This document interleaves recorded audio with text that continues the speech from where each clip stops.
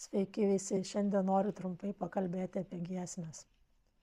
Nes man atrodo, kad mūsų mokykloje truputį giesmės visada yra antrame plane po meditacijos.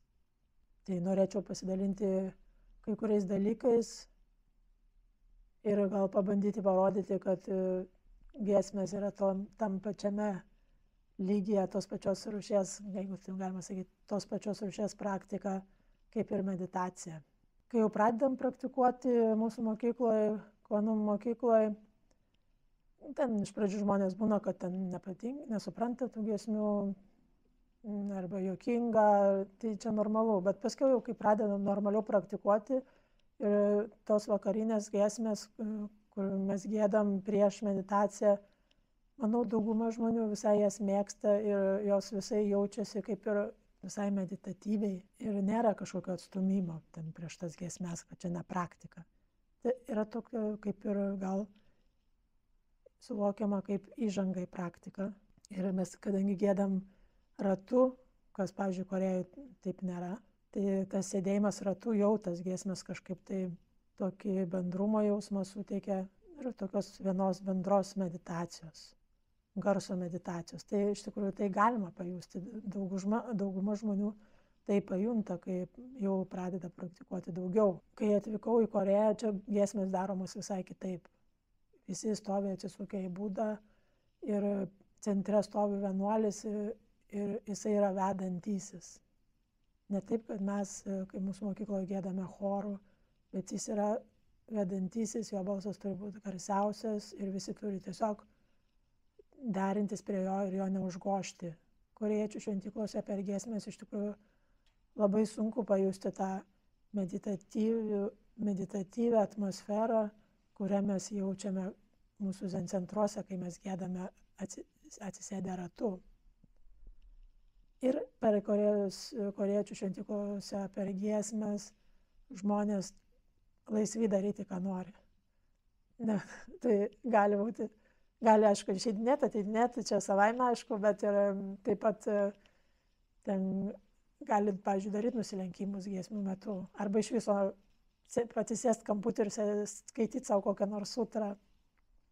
Ir nieks nesakys, kad čia būtinai reikia kartu dabar giedoti. Toks labiau, jeigu nori, gali giedoti, bet jeigu nori kažką kitą daryti, tai irgi gali daryti. Tai tas dalykas irgi tada toks atrodo, ar čia mes kartu giedam, ar čia kas ką nori, tas tą daro, nėra tokio jausmo bendrumo. Bet aišku, yra situacijos, kai vis tiek jau visi gieda, ypač didelėse šventyklose, kai yra tam tikras giesmių laikas ir tada visi specialiai būtent ateina giedoti ir visi vienu balsu gieda, tada jau dar kitaip.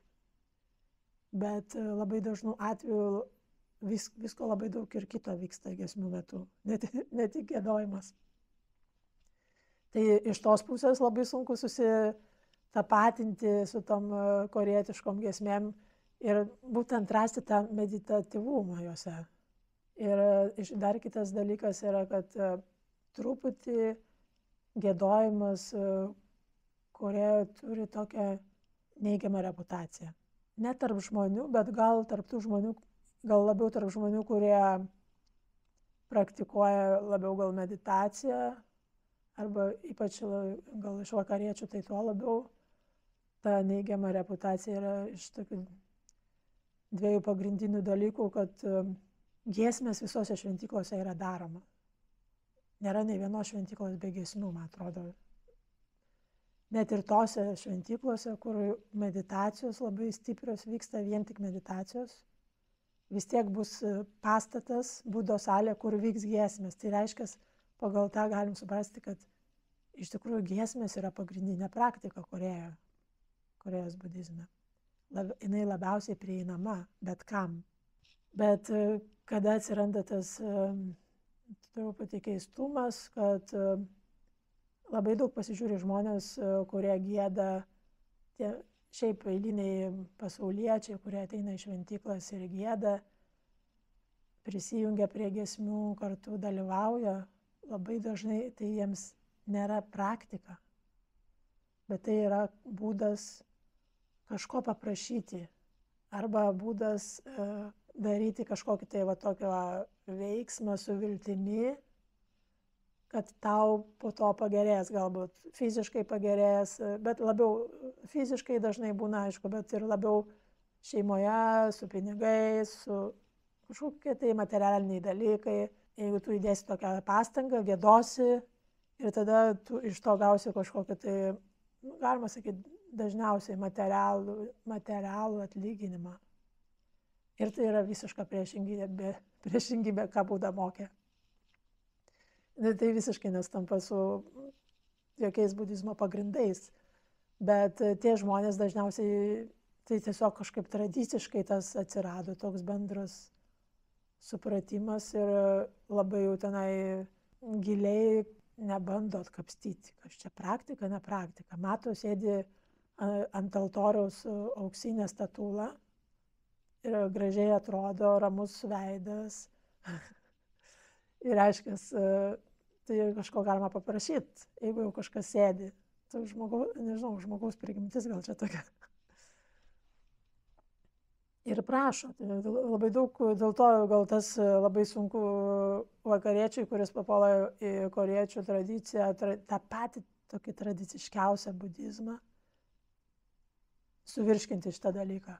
Kad čia budizmas daugeliu atveju visai nėra jokia praktika, o tiesiog būdas kažko paprašyti. Tai nesiskiria nuo tos pačios ir, nežinau, krikščionybės irgi paprašyti pas Dievą to.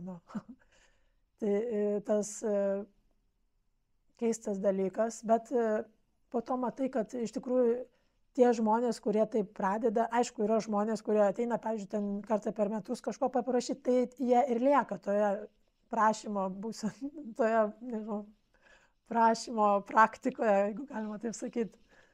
Bet jeigu yra žmonės, kur ten ateina labai nuoširdžiai prašyti ir gali būti, kad jie ten prašo 10-20 metų ir dažnai matau, ten įvairius anūtės ateina ten anūkams, kad geriau būtų. Bet kuo daugiau jie prašo, dažniau jie ateina į šventyklą, tuo dažniau jie dalyvauja tose giesmėse.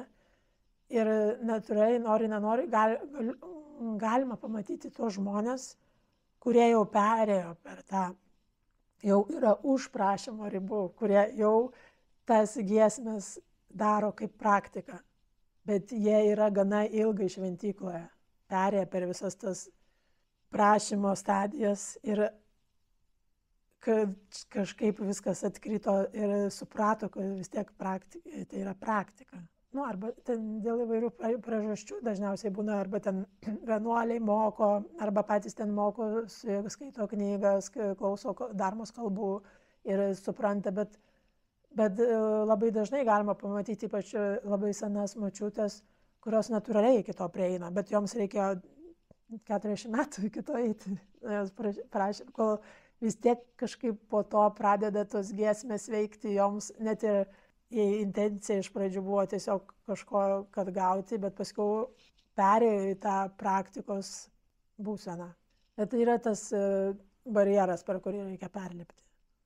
Kad prisipratinti, nes tiesiog labai sunku tai suprasti, kai ateini iš visiškai tiesiog praktikos pusės, kad budizmas yra tyra praktika su aiškia kryptimi ir tai priimti yra sunku, bet ir tai irgi, kai priemi, tai irgi kažkokį tai atveria labiau protą įvairioms galimybėms ir to budizmo supratimo.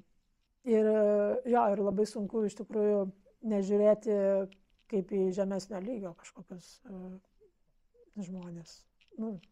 Kažkokio žemesnio lygio čia nepraktikuotojai, bet kažkokia visiškai nesupranta budizmo, nors čia budizmas turi būti tradicija. Tai tą reikia labai stebėti, kad nepradėti žiūrėti, kaip, ir labai lengva, tiesiog nepastebimai pradėti žiūrėti, čia nelygis, čia gina praktika, kas čia praktikuoja. Tai labai lengva į tą įkristi ir to nepastebėti ir tapti tokiu neigiamu labai apie tos žmonės, apie šitą tradicinį budizmą, apie visą tradiciją, labai lengva. Bet kitas dalykas, tai nemaža to, tai yra jau pakankamai didelis iš tikrųjų dalykas. Bet kaip sakyti, maža to, dar yra toks dalykas, kad yra vienuoliai. Ir daugiau ar mažiau vis tiek galima pasakyti, nežinau, gal 80% kokių vienuolių bus, kad vis tiek jų gyvenimas yra praktika. Gal ir daugiau negu 80%, sunku pasakyti. Bet yra ir netokių. Tai tikrai dauguma vienuolių vis tiek jie praktikuoja vieną ar kitą formą. Labai daug įvairių formų yra. Bet yra tokia rūšis vienuolių, kurie, kaip vadinami, giesmių vienuoliai. Ir dažniausiai tai aišku yra vyrai vienuoliai, su labai geru, stipriu balsu ir labai labai populiarūs, uždirba milijonus. Ir dalis iš tikrųjų vienuolių, kurie labai gerai gieda, irgi yra labai stiprus praktikuotojai ir kuklus, nuoširdus praktikuojantys žmonės. Bet yra keli procentai vienuolių ir irgi mes negalim pažiūrėti jų vidų. Gal jie irgi tiesiog yra labai nuoširdus praktikuotojai, bet tiesiog mūsų protas juos taip pavaizduoja. Tai visiškai gali būti, bet iš išorės žiūrint, taip atrodo, kad kai kurie vienuoliai tiesiog daro tai dėl pinigų. Ir aišku, tada ten prisideda šlovė, ir tokie populiarumai visokie, tampa kaip žvaigždės. Tai ir kai kartais susitinki su tokiais vienuoliais, tai nesijaučia tos praktikos nuo jų. Nesijaučia tos kažkokios krypties. Ir gali būti, kad iš pradžių galbūt ir buvo, bet labai lengva, ego gali įslinkti bet kuriuo momentu. Tai dėl tokių dalykų labai sunku priartėti prie tos giedojimo praktikos, nes yra toks jau kaip ir atstumimas. Jau vien tik nuo šitų, dar yra daugiau dalykų iš tikrųjų, bet vien tik nuo šitų dalykų jau toks atrodo, kad čia nėra tokia jau tyra praktika. Toks gali atsirasti visokie vertinimai ir neigimai. Ir labai lengvai tokie dalykai atsiranda, bet svarbiausia, kad tu jų pats net nepastebi. Arba jeigu pastebi, tai jautiesi, čia visiška yra tiesa. Todėl mažai kas iš tikrųjų daro tas giedojimo praktikas iš mūsų sankhos, ar labai trumpai daro. Pas mus iš tikrųjų mūsų mokykloje mokoma, kad giesmės yra kitokios rūšies meditacija, bet tiesiog kitokios formos. Ir kai tai sako, moko, ir Sungsan Sen meistro visur parašyta, ir aišku, tu tuo tiki, ir taip ir atrodo ir yra, ir pas mus netgi kažkiek ir gali tai pajusti mūsų mokykloje. Bet iš tikrųjų pajusti tai iš tikrųjų man turbūt prireikia 20 metų, kokias 4-5 valandas giedojimų per dieną.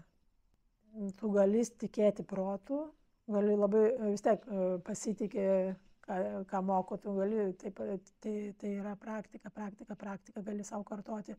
Bet iš tikrųjų pagauti tą, kur čia yra, iš tikrųjų kaip nėra skirtumo, pagauti tą momentą tarp meditacijos ir giesmių, kad nėra skirtumo, ne protiškai, bet iš tikrųjų patirtimi. Tai yra sunkiau.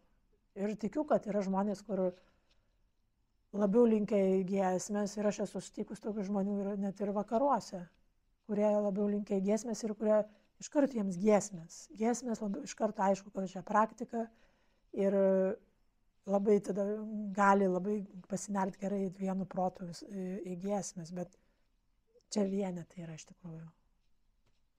Aš kai jau čia Korėjoj darydavau giesmės, bet kur bedarydavau, net ir mūsų tarptautiniam, pavyzdžiui, vienuolynėm Sangsa. Tai, darai, vis tiek žinai, kad čia yra praktika, tu ten nesipriešini, ten kiekvieną kartą, bet tu visą laiką žinai, kad jeigu tu giliau pasižiūrėsi, ten nesianalizuoji kiekvieną kartą, tiesiog momentas po momento, giesmių laikas, eini daryti giesmių. Ten tas laikas, eini tą daryti ir tiek, bet jeigu giliau pasižiūri, tai galiu pamatyti, kad yra viduje toks labai subtilus, bet toks laukimas, kad, kada čia giesmės pasibaigs. Pasibaigs ir tada jau į praktiką, į meditaciją. Toks labai subtilus, bet jis yra, jeigu nuoširdžiai pasižiūrėjus giliai, kad pasibaigs, kad turi pasibaigti, tada vis tiek toks laukimas pabaigos kažkoks yra. Ir dažnu atveju iš tikrųjų ne tik tas laukimas, bet dažnu atveju aš jausdavau labai netgi pasipriešinimą. Tiesiog blogą, kad, pavyzdžiui, ypač per korėjiečių tas giesmes, kai ten 4-3 valandas ten kokia nors pirma jauno mėnulio diena, labai didelė ceremonija kiekvieną mėnesį. Ir ten visokių giesmių, ko tik ten nepridėta. Ir tu tiesiog jau fiziškai jau negaliu, kada baigsis, jau aš atrodo nukrysiu čia vietoj. Tai kai tu esi tokioj būsenoj, tai kokia praktika gali būti? Kokia kalba yra apie praktiką? Ir koks skirtumas tarp tų žmonių, kurie ten kažko prašo, ar aš čia, kad laukiu, kada greičiau tos giesmės pasibaigs, aš jų nekenčiu, kada aš galėsiu eiti daryti tikrą praktiką meditaciją. Ir daug metų taip iš tikrųjų aš buvau, bet vis tokia situacija, kad vis tiek, jeigu gyveni Korėjoje, vis tiek tu esi įmetamas į tas giesmes ir tu vis turi pažiūrėti į savo reakcijas. Jeigu tu nuoširdžiai, vis tiek, jeigu tu praktikuoji, bent kartu nuo karto turi nuoširdžiai pasižiūrėti, kokios reakcijos ir kodėl jos kyla. O ne tik kaip automatiškai būti tose reakcijose. Tai nenori, tada pradedi ieškoti, tai kas čia yra, kodėl čia taip yra, ar čia yra iš tikrųjų nepraktika, ar čia tiesiog mano protas tokius dalykus kūrė. Bet yra žmonės, kurie tame ir pasilieka, kad čia ne praktika, čia tiesiog žmonėms saldainiukas. Kad čia jūs tipo negalite praktikuoti, jūs negalite skirti savo gyvenimo praktikai, meditacijai, tai pagėdokit, paprašykit ko nors. Kartais iš tikrųjų ir taip netgi atrodydavo. Ir net kai pakalbė su kitais žmonėmis, vienuoliais, pavyzdžiui. Tai nemažai jaučiasi, kad turi tokį požiūrį. Tai yra 2 pagrindiniai dalykai, kuriuos visada girdėdavau mokant apie giedojimus. Tai iš korėjiečių vienuolių pusės visada, kai kalba apie giedojimus, kaip moko, kaip giedoti, visada svarbiausia moko, kad labai svarbu giedoti garsiai. Tai yra labai super svarbus dalykas. Moko šito. O kitas dalykas, tai mūsų mokykloje, ką visą laiką moko, kad giedant, tu turi giedoti iš savo centro. Tai 2 pirštai žemiau bambos. Giedoti ne iš krūtinės, o būtent iš tos vietos. Ir kitas dalykas, giedant, laikyti klausimą. Kas gieda? Kas tai? Kas tas, kas gieda? Ir tas klausimas nebūtinai, kad tu ten į žodžius sudėliotum. Gali iš pradžių ten porą kartų sudėlioti žodžius, bet po to jisai tampa toks kaip tokia būsena. Tokia, nežinau. Ir tada tas atsiranda, nežinau protas. Ir tu esi tokioj būsenoj. Tai iš tokios būsenos mus mokydavo ir dabar moko giedoti. Bet aš niekaip negalėjau to suprasti. Ne tai, kad suprasti, bet suprasti aš galėjau suprasti, kad taip, čia taip reikia daryti. Bet kaip taip iš tikrųjų pajust, man labai buvo sunku. Per meditaciją vis tiek tu gali. Ir netgi indus plaunant būdavo lengviau pajusti tą, būseną, negu giedant. Nes tikriausiai galbūt dėl to, kad buvo labai ir tas atstumimas kažkoks. Nežinau, bet ir bandydavau. Bandydavau, kaip giedoti iš centro ir kaip išlaikyti. Visų pirma, dėl ko būdavo labai sunku, kad giedant tu labai greitai prarandi energiją. Nes ypač korėjiečių šventykloje tu labai ilgai stovi. ir dar laikai rankas taip, čia yra labai, labai sunku yra iš tikrųjų taip ilgai stovėti.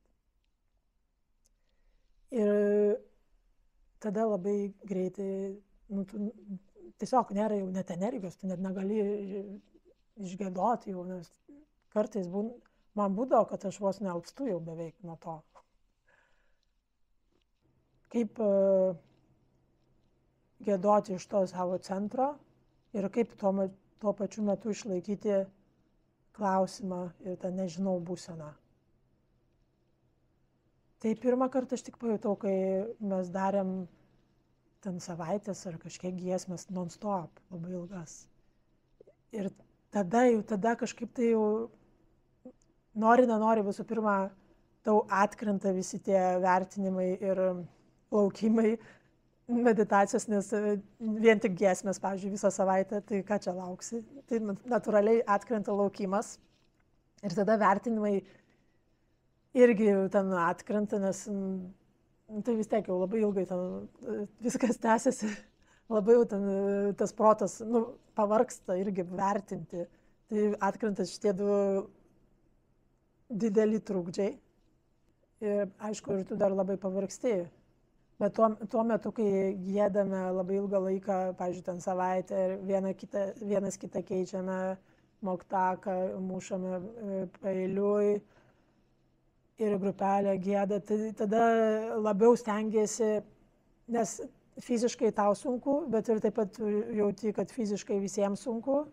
Ir tada tu stengiasi įdėti kiek įmanoma, kad palaikyti tą energiją, nes vieno kito energija labai įtakoja vieno kito energiją visų, kiekvieno.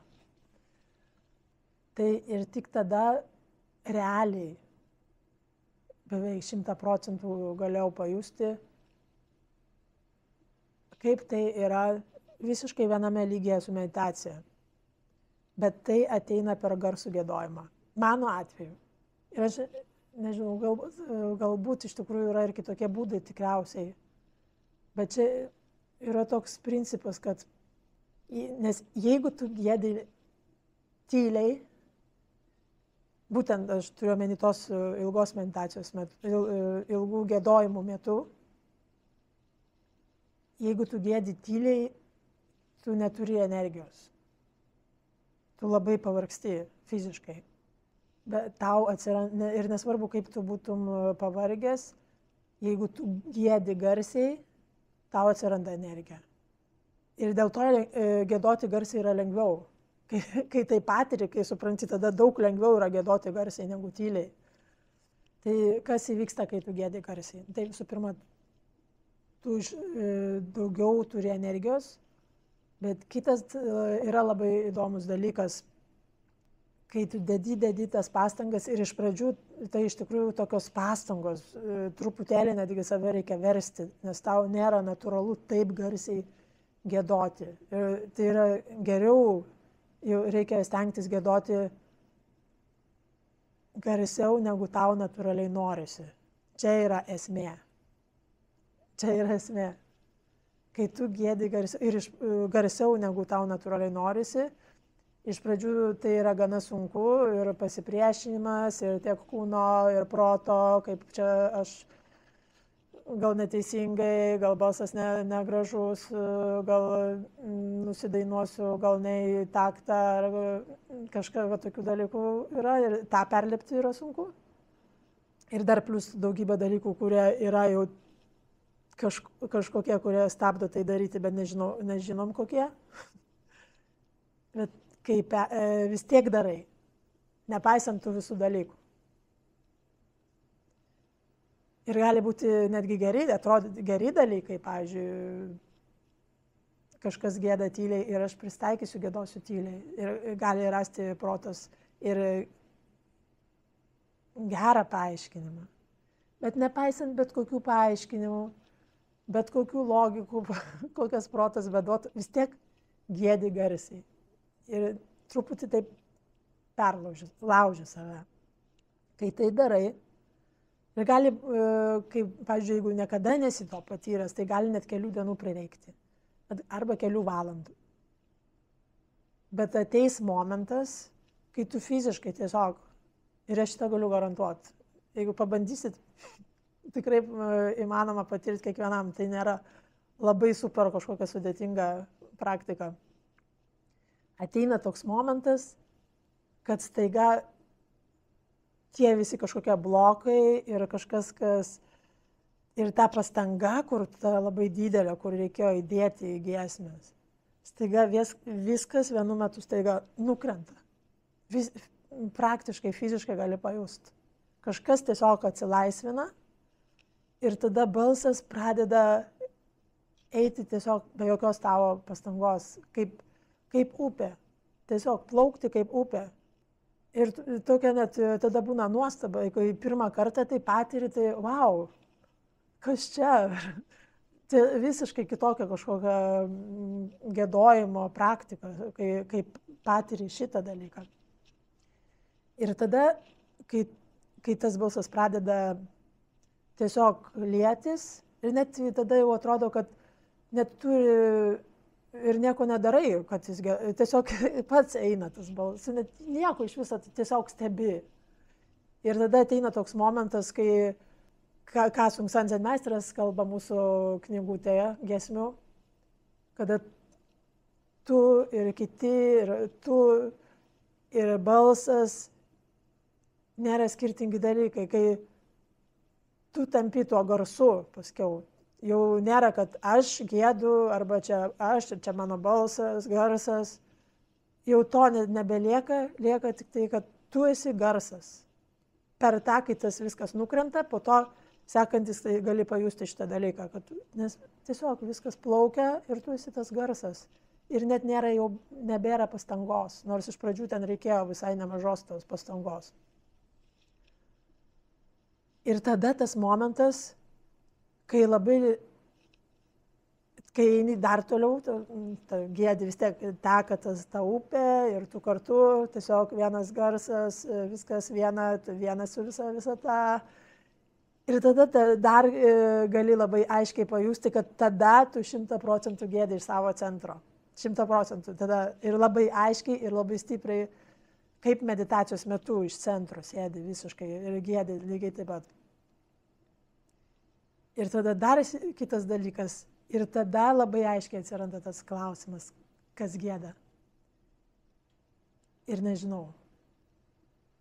Tai viskas taip susiję. Tai tada šitas momentas, kai tu jau esi tame nežinau ir kartu tave neša ta garso upė, kartu esi ta garso upė.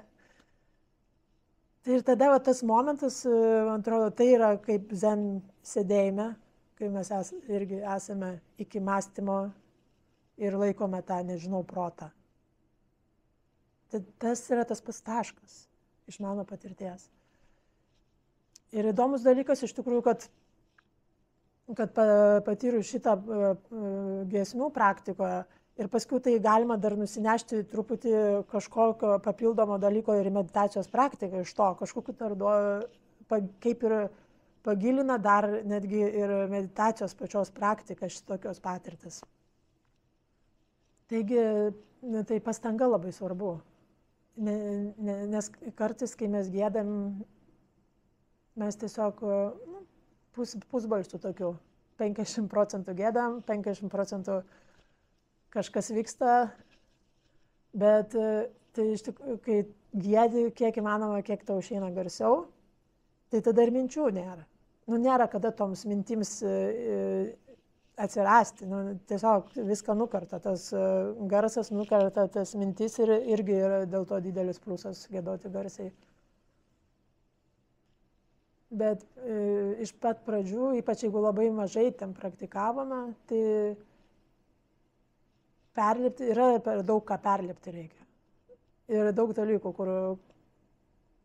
kur žinai ir kur nežinai, daugiau kur nežinai, ką perlipti, bet kažką reikia perlipti ir daug kas netgi viduj priešinas tam. Tai pastanga, 100% pastanga, bandyk, bet tas bandymas jis yra per garsų giedojimą ir numetimą visų įsitikinimų, visų galvojimų, net ir pačių geriausių galvojimų. Nes protas yra labai super gudrus. Jisai gali pagalvoti, tai nebūtinai jis ten sakys, kad čia blogas dalykas, ar čia, bet jis labai gudriai pasakys, kodėl nereikia ten garsiai, pavyzdžiui, gadoti dėl kitų. Tai gali sugalvoti visokių tokių dalykų. Labai lengva tuo patikėti ir nuoširdžiai tiesiog patikėti.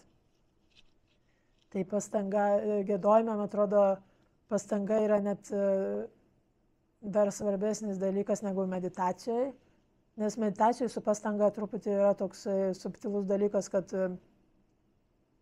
gali persistengti. Ir gali tai persistengti, kad gali net fiziškai susirgti nuo to. Tai pavyzdžiui, tu giesmėse, tu gali stengtis tiesiog 100%, tiesiog netgi fiziškai gali tiesiog giedot, garsiai giedot ir nieko tokio. Ir tiesiog dėti tą pastangą ir nieko tokio, tai nuo to nebus blogai. Bet meditacijoje vienintelė pastanga, kurią tu gali padaryti, tai ateiti, atsisėsti ant pagalvėlės ir kvėpuoti. Bet jeigu tu daugiau dar dedi, kvėpuoti ir, aišku, ir sekti savo, kokią ten praktiką bedarytum, laikyti tą savo kažkokią praktikos formą. Bet jeigu tu tai darai per prievartą, pavyzdžiui, ten sėdi ir aš dabar stengsiuosi visom jėgom neturėti jokių minčių arba išlaikyti labai gerai klausimą, stengsiuosi tai daryti. Jeigu kažkokia tokia pastanga, tai jau čia tik pakenkti gali ir labai rimtai netgi gali pakenkti. Iš tikrųjų, Korejoje būna visai nemažai tokių situacijų, kai labai stengiasi kažką pasiekti, kažkokia meditacija turi būti tokia ir tokia ir kažką aš turiu iš to pasiekti. Jeigu įdeda į tokią pastangą, tai labai dažnai būna žmonėms energija sukyla į galvą. Ir netgi būna fiziškų ligų nuo to. Tai meditacijoje yra pastanga be pastangos. Tas yra esmė. Tai labai toks subtilus dalykas, kurį reikia atrasti, kaip tai daryti. Bet giesmėse mūsų ta suprantama pastanga, kad tiesiog daryk, spausk, daryk, tai įmanoma. Tai galima taip daryti. Ir paskui tai jau išsivystys į tą momentą, kai viskas nukris ir tada tu tapsi tą balsu, tekančią upę balsą. Tai tas įdomus dalykas iš tikrųjų, toks, vis tiek kaip ir per skirtingus kažkokios durys, bet tai ateini į tą patį kambarį. Norėčiau tiesiog palinkėti, jeigu kas mėgsta giesmes, tai ir tegul mėgsta, bet yra daug kurie žmonės, kurie nemėgsta, tai pabandyti iš kitos pusės prieiti prie tų giesmių, įdėti daugiau pastangos ir pabandyti ilgesnės giesmes. Nes iš tikrųjų visus šitos dalykus, ten sunku kažką patirti, kai tu giedi, pavyzdžiui, tas vakarinės giesmes ir dar ten 20 minučių specialias ten giesmes. Tai yra, nežinau, nenoriu taip sakyti, bet labai sunku, beveik neįmanoma, man atrodo. Man buvo neįmanoma tai, iš tokio trumpumo patirti. Ir netgi iš ten kokių 3 valandų man buvo neįmanoma patirti. Man reikėjo, kad ten kelias dienas giedoti, kol patirti. Tai jeigu norite pabandyti, tai linkiu pabandyti kur nors ilgesnių. Aišku, pas mus būna labai retai, bet zen centrai gali susiorganizuoti, jeigu yra noras pasidaryti. Arba sudalyvauti, kur būna, kai kurios Europos vietose, Lenkijoje kartais daro. Bet jeigu nėra vis tiek, geriausia, aišku, vis tiek kartu su grupe. Ir netgi nebūtinai ten oficialiai kažką organizuoti, tiesiog ten 4-5 žmonės kartu kur nors ant upės kranto ir pagiedot, pavyzdžiui, kokias 5 valandas. Tai jau visai normaliai galima pajusti kažkokią tai poslinkį. Galima ir vienam, bet vienam dar kitokia patirtis, bet vienam reikia dar didesnės pastangos. Nes kai tu esi su grupė, tave vis tiek dar prideda tos energijos grupė.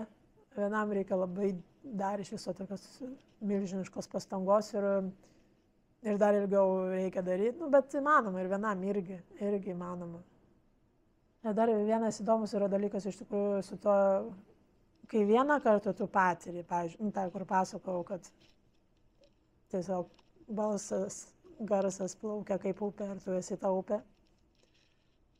Bet tai nereiškia, kad kiekvieną kartą, kai tu gėdosi, tu taip, kad tu tai patirsi. Ir vėl iš naujo, ypač jeigu bus pertrauka, ir vėl tau vėl reikia tos pastangos, kad vėl tą įsilieti, tapti tuo garsu. Tai nežinau, gal kai labai ilgai visą laiką gal iš tikrųjų, kai labai tą praktikuoja ir yra vienuoliai, kur tą praktikuoja vien tik tą, daugiau nieko, gal tada automatiškai visada tiesiog gali gėdoti taip. Bet, pavyzdžiui, man iš mano patirties, kad kiekvieną kartą vėl iš naujo, vėl pastanga reikalinga. Kiekvieną kartą. Nėra, kad automatiškai įsižioja ir jau viskas. Vėl ta pastanga reikalinga. Bet kai jau žinai kad kai yra toks momentas, tai tada tu dedi tą pastangą lengviau iš tikrųjų. Nes tu kaip ir žinai, tai nėra būtinai, kad čia dabar aš tą turiu būtinai patirti. Nes gali būti, kad ir nepatirsi to momentu. Gal kai labai norėsi ir nepatirsi, bet yra toks, kad jau tu kaip ir žinai tokią kryptį ir kaip tai turėtų vystytis ir gali vystytis, bet nebūtinai. Irgi neprisirišt ir prie to. Irgi nebūtinai. Tiesiog 100% gėdi. Tai yra esmė. 100% gėdi, vėl gėdi. Pavargai, nepavargai, vėl gėdi. Tas įdomus dalykas to, kai tu patiri tą, tada atsiranda labai daug energijos fiziškai. Ir tada, wow, nors ir atrodo, ten labai kaip ir turėtum būti nuvargęs, bet atsiranda daug energijos ir tai tas yra, kai Seung-Sahn Zen meistras sakydavo, tas energijos kelias. Tas momentas, būtent tą energijos kelią tu gali pajusti tuo momentu irgi. Bet tada yra toks truputį pavojus, nes tada atrodo taip viskas, wow, čia gali tiek daug visko padaryti. Tiek energijos atsiranda kažką ir kalbėti reikia.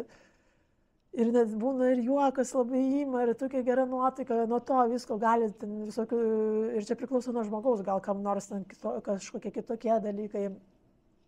Tai reikia labai tą momentą stebėti, kad neįkristi tą, wow, čia tiesiog neišsišvaistyti kažkokias nesąmonės tos energijos, vėl sugrąžinti praktiką. Jeigu toliau tęsiasi tos giesmės, toliau į giesmės, arba jeigu ten pasibaigia, tada į klausimą, į tą nežinau protą ir tada sudėti tą energiją į tai.